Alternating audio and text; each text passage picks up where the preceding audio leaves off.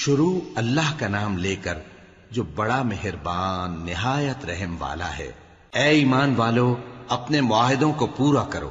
تمہارے لیے چرنے والے مویشی حلال کر دیے گئے ہیں بجز ان کے جو تمہیں پڑھ کر سنائے جاتے ہیں، مگر حالت احرام میں شکار کو حلال نہ جاننا۔ اللہ جیسا چاہتا ہے حکم دیتا ہے۔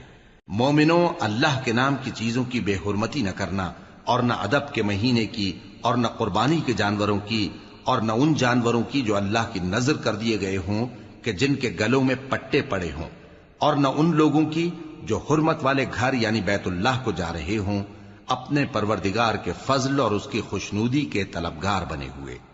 اور جب احرام اتار دو تو پھر اختیار ہے کہ شکار کرو، اور کچھ لوگوں کی دشمنی اس وجہ سے کہ انہوں نے تم کو مسجد حرام سے روکا تھا تمہیں اس بات پر آمادہ نہ کر دے کہ تم زیادتی کرنے لگو۔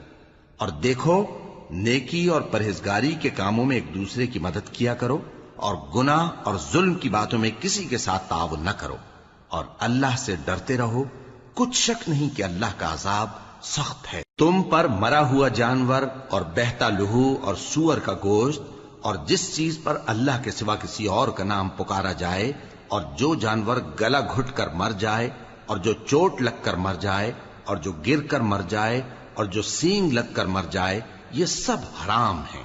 اور وہ جانور بھی جس کو درندے پھاڑ کھائیں، مگر جس کو تم مرنے سے پہلے ذبح کر لو، اور وہ جانور بھی جو غیر اللہ کے آستانے پر ذبح کیا جائے، اور یہ بھی کہ پانسوں سے قسمت معلوم کرو، یہ سب گناہ کے کام ہیں۔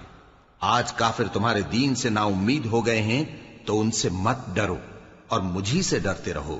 آج میں نے تمہارے لیے تمہارا دین کامل کر دیا ہے اور اپنی نعمتیں تم پر پوری کر دی۔